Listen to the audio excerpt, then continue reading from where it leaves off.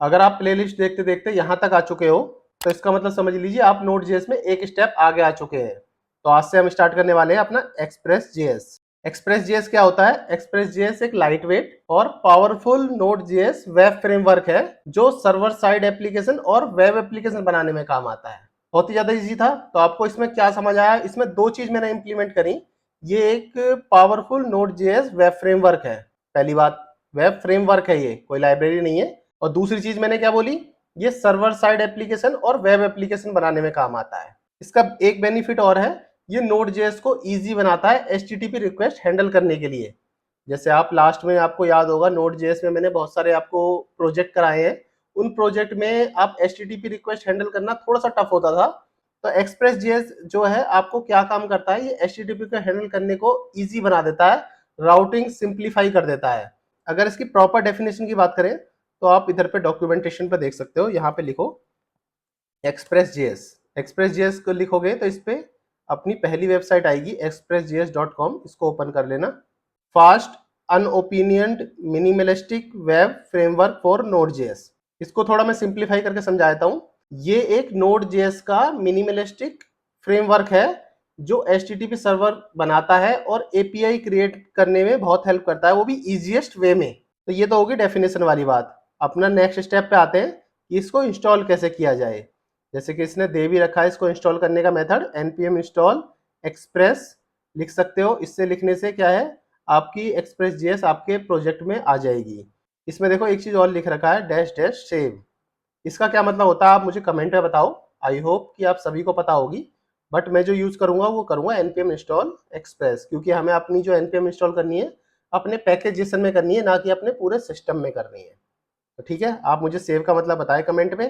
तो ठीक है, अपने VS कोड पे जाएंगे और सारे टॉपिक वन बाय वन समझते हैं इजीएस्ट वे में। VS कोड पे मैंने आज अपना एक नया फोल्डर क्रिएट किया है Express.js ट्यूटोरियल नाम से। इस प्रोजेक्ट को मैं अपने गिटहब अकाउंट पे पुश कर दूंगा। वहां जाके आप जो भी मैं कोड लिखता हूँ डेली बेसिस पे वो वहां जाके आप चेकआउट कर सकते हैं। आज अपना नया टॉपिक स्टार्ट हुआ है Express.js। तो मैंने Express.js का नया एक फोल्डर बनाया है, नई एक रेपोजिटरी बनाई है। और इससे पहले जो Node.js की रेपोजिटरी थी वो ऑलरेडी मैंने अपलोड कर दिया अपने गिटहब पे। जिसने मुझे गिटहब पे फॉलो नहीं किया है तो उसका लिंक आपको डिस्क्रिप्शन में मिल जाएगा, वहां जाके मुझे फॉलो कर ले। तो आज से हम Express.js का एक नई रिपोजिटरी बनाने वाले हैं जिसमें Express.js के सारे कोड आपको मेरे गिटहब पे मिल जाएंगे। तो प्लीज वहां जाके मुझे फॉलो जरूर कर लें। तो ठीक है, मैंने अपना एक फोल्डर बना रखा ऑलरेडी डेस्कटॉप पे। इसी फोल्डर के अंदर मैं एक नई एक फाइल बना लूंगा जिसका नाम रखूंगा मैं index.js। index.js में ही मैं आपको सिखाने वाला हूँ कि कैसे इंस्टॉल कर सकते हैं हम चीज़ें, कैसे हम वर्क कर सकते हैं Express.js के साथ। तो स्टेप बाय स्टेप हम करने वाले हैं। तो सबसे पहला स्टेप क्या था, इसको इंस्टॉल करेंगे। इसको इंस्टॉल करने से पहले हमें पैकेज जेसन इंस्टॉल करना है। तो पैकेज जेसन इंस्टॉल करना आप सभी को मैं ऑलरेडी बता चुका हूँ। आपको क्या लिखना है, npm init। npm init से करोगे तो मैं चलो इसी से दिखाता हूँ। एक npm init होता है, एक npm init y होता है। y लगा दोगे तो इसका मतलब ये ऑटोमेटिक क्रिएट कर लेगा आपके लिए सब कुछ। ठीक है, मैं ऑटोमेटिक क्रिएट नहीं करता, तो आपको दिखाता हूँ कैसे कैसे क्रिएट होता है। देखो, जैसे आपने npm init चलाई तो ये आपसे पूछेगा पैकेज नेम क्या रखना चाहते हो। तो मैं उसको बोलता हूँ Express.js ट्यूटोरियल। तो मैं पैकेज का नाम ये रखना चाहता हूँ। अपना पैकेज जो आप बना रहे हो, जो प्रोजेक्ट आप बना रहे हो, उसका वर्जन क्या रखना चाहता हूँ, तो मैं लिख देता हूँ 0.0.1। डिस्क्रिप्शन क्या रखना चाहते हो, ट्यूटोरियल। एंट्री पॉइंट क्या रखते हो, index.js रखोगे या कुछ और रखना चाहते हो। अगर कुछ भी नहीं लिखोगे तो ये ऑटोमेटिक index.js ले लेगा। ऐसे ही वर्जन में था, आप कुछ भी नहीं देते तो ये वाला वर्जन ले लेता। ऐसे ही इसमें था नाम में, प्रोजेक्ट के नेम में अगर कुछ भी नहीं देते तो ये वाला ले लेता। तो मैं इसको कुछ भी नहीं देता, तो इसको index.js ये ऑटोमेटिक ले लेगा। टेस्ट कमांड को भी कुछ नहीं देता, गिट रेपोजिटरी भी कुछ नहीं लेता, कीवर्ड भी कुछ नहीं लेता, ऑथर भी कुछ नहीं लेता, लाइसेंस भी कुछ नहीं लेता। तो ये ऑटोमेटिक सारी चीज मेरे लिए क्रिएट करके दे देगा पैकेज.json में। तो ध्यान से देखोगे तो पैकेज.json की एक फाइल बन गई है। इसको मैं नीचे करता हूँ, यहाँ से इसको क्लियर कर देता हूँ। तो देखो इसने आप मेरे लिए क्या क्या दिया बना के, नेम दे दिया, वर्जन दे दिया, डिस्क्रिप्शन दे दिया, मेन फाइल बता दी कि मेरी मेन फाइल क्या है, index.js है। जो फाइल मेन फाइल है, जो मतलब मेरी रूट फाइल है।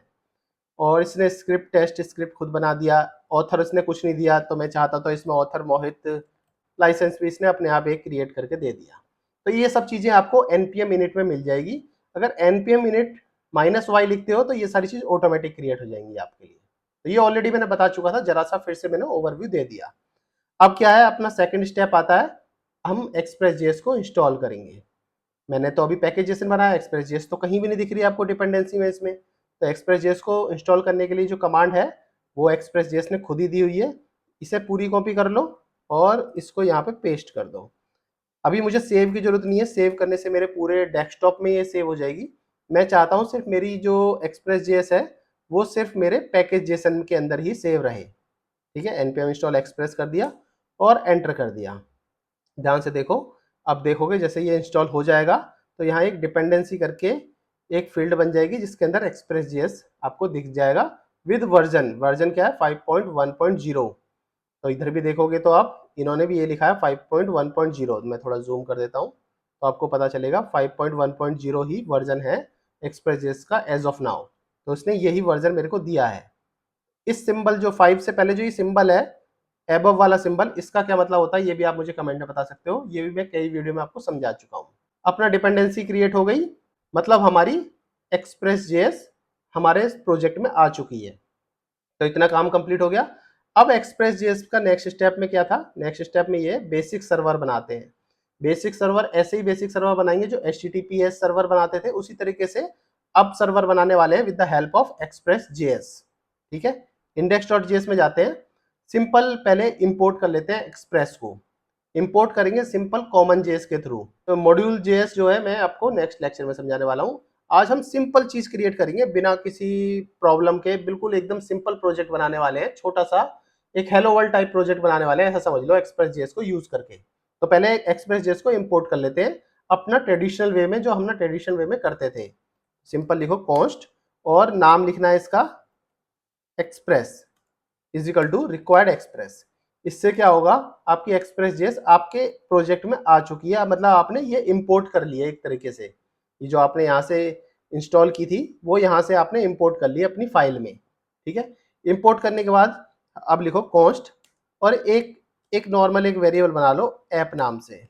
एज ए ऑब्जेक्ट हमने यहाँ से निकाल लिया, क्योंकि एक्सप्रेस.js हमें एज ए ऑब्जेक्ट मिलती है, तो हमें एज ए ऑब्जेक्ट यहाँ से हमें निकालना पड़ेगा एक्सप्रेस.js को रिक्वायर के अंदर से।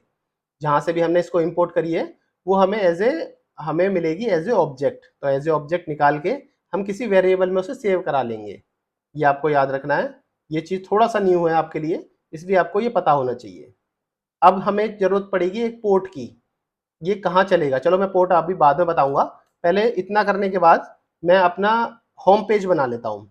जैसे कि होम पेज की बात करें तो simple home page, local host 3000, इस तरह से होम पेज जो होता है एक होम पेज बना लेता हूँ, होम राउट बना लेता हूँ एक तरह से, ये समझो। तो इसमें क्या लिया है, ऐप।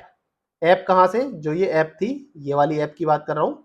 ऐप से मुझे उठाना है गेट, ऐप डॉट गेट।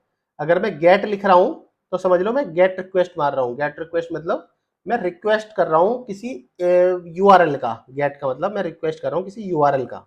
धीरे धीरे आपको धीरे धीरे चीजें समझ आएंगी। अभी ये समझ लो, ऐप डॉट गेट लिखा है मतलब एक्सप्रेस का पार्ट है गेट। एक्सप्रेस के अंदर से मिला है गेट मेथड। गेट मेथड इस तरीके से, गेट मेथड एक्सप्रेस के अंदर से मिला है। तो मतलब हम अपने रिक्वेस्ट कर रहे हैं किसी वेबसाइट की।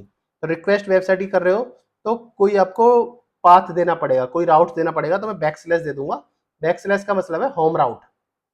ठीक है, ये सब चीज आपको पता है। और इसके अंदर एज ए हमें कॉल बैक मेथड मिलता है, इसके अंदर कॉल बैक मिलता है। कॉल बैक के अंदर रिक्वेस्ट और रिस्पॉन्स आपको देना पड़ता है। रिक्वेस्ट और रेस्पॉन्स एज ए पैरामीटर आप इसमें दोगे। अब आपने जैसे गेट रिक्वेस्ट करी, आपने जो रिक्वेस्ट करी होम पेज की, तो कुछ रिस्पॉन्स भी मिलेगा होम पेज पे, वो मिलेगा रिस्पॉन्स डॉट सेंड से। रिस्पॉन्स डॉट सेंड का मतलब है कि रिस्पॉन्स कुछ, वो वेबसाइट जो आप रिक्वेस्ट कर रहे हो वो वेबसाइट आपको कुछ रिस्पॉन्स भेज रही है। वेलकम टू होम पेज लिख दो, या फिर जैसे कि मैंने बताया था मैं हम हेलो वर्ल्ड लिखेंगे आज, तो सिंपल हेलो वर्ल्ड लिख दो। तो वहां से आपको हेलो वर्ल्ड मिल गया, एक्सप्रेस.js ट्यूटोरियल। इस तरीके से मानो आपको मिल गया हेलो वर्ल्ड एक्सप्रेस.js ट्यूटोरियल जब आपने ये चीज रिक्वेस्ट करी। अब देखो, आपने ये तो बना लिया, जैसे HTTP बनाते थे, जो भी सर्वर बनाते थे, एक तरह से आपने सर्वर तो क्रिएट कर लिया। अब आप इसको लिसन तो करोगे किसी न किसी पोर्ट पे, किसी न किसी यूआरएल पे, तो वो भी आपको बताना पड़ेगा। तो इसके लिए कैसे बताओगे, यहाँ पे लिखो app dot listen. App dot listen करके आपको एक मेथड मिलता है जो 3000 पोर्ट या फिर ऐसा कुछ पोर्ट है, अगर इसको डायनेमिक रखना है तो इसको सिंपल लिखो पोर्ट, और इस पोर्ट को ऊपर से कहीं से असाइन कर दो। कॉस्ट ऑफ पोर्ट करके आप 3001 रख लेते हैं फॉर एग्जांपल, ये आपने पोर्ट रख लिया। अब इस पे चला रहे हो, इस पोर्ट पे आप एज ए इसमें कॉल बैक फंक्शन मिलेगा। एक कॉल बैक फंक्शन के आपको कंसोल लॉग में दिखा भी सकते हो कि your server is running this port, this URL या फिर दिस पोर्ट, जैसा भी है आपको बता सकते हो कंसोल लॉग में। इसी तरीके से एक्सप्रेस जेएस को आप यूज कर सकते हो। बहुत सिंपल कोड था। एक्सप्रेस जेएस आपने यूज करी तो उसमें आपने रिक्वेस्ट करा होम पेज को, तो रिस्पॉन्स में आपको एज ए सेंड में आपको ये मिल गया, और आपको सर्वर पता लगाना है वो कहाँ चलता है, तो ऐप डॉट लिसनर मिलता है, वो आपको बता देगा किस पोर्ट पे आपका सर्वर चल रहा है। तो यहाँ पे मैं पहले क्लियर करता हूँ और अपनी एप्लीकेशन को रन करते हैं। अपनी एप्लीकेशन को रन करेंगे अपने नोड जेएस के ही मेथड के साथ, कहीं एक्सटर्नल मेथड के साथ यूज नहीं कर रहा मैं, नोडमॉन यूज नहीं कर रहा या कुछ ये ऐसी चीज यूज नहीं कर रहा। जो इसका नोड जेएस का इनबिल्ड मेथड है उसी को यूज करते हैं। वैसे मैं नोडमॉन आपको सिखाऊंगा नेक्स्ट लेक्चर में, अभी मैं इसी का यूज करता हूँ। सिंपल लिखता हूँ node hyphen hyphen watch, watch करके इंडेक्स डॉट जेएस। आपको मैं बता चुका हूँ हाइफन हाइफन वॉच का मतलब क्या होता है। वॉच से क्या होता है, आपका सर्वर रन रहता है कंटिन्यूअस, और ये नोड जेएस का पार्ट है, कहीं से आपको बाहर से क्या कहते हैं, कहीं से आपको बाहर से इंस्टॉल करने की जरूरत नहीं पड़ती। तो आपको इसको कॉपी करना है सिंपल, और यहाँ जाएंगे न्यू टैब में और इसको चला लेंगे। जैसे आप इसको चलाते हो तो इस तरीके से आपको एक रिस्पॉन्स मिल जाएगा। रिस्पॉन्स मतलब रिस्पॉन्स डॉट सेंड जो करा था आपने, वो आपको यहाँ पे डिस्प्ले हो जाएगा। इस तरीके से कोई भी आउटपुट आप देख सकते हो। अब मैं छोटा सा आपको क्या बोलते हैं उसको टीजर दे देता हूँ, नेक्स्ट लेक्चर में हम क्या पढ़ने वाले हैं। जैसे मैंने होम राउट्स बनाया था, ये इस तरीके से मैंने डायरेक्ट कॉपी कर लिया है, तो बैक स्लैश करके इसको अबाउट बना सकते हैं, और यहाँ से अबाउट पेज लिख सकते हैं। इस तरीके से आप बनाते हो। देखो सर्वर ऑटो रन हो चुका है। तो अब इसको ऐसे करके यहाँ से आप अबाउट लिखते हो तो देखो अबाउट पेज खुल जाता है। ये कैसे खुलता है ये नेक्स्ट लेक्चर में आपको पता चलेगी डिटेल में।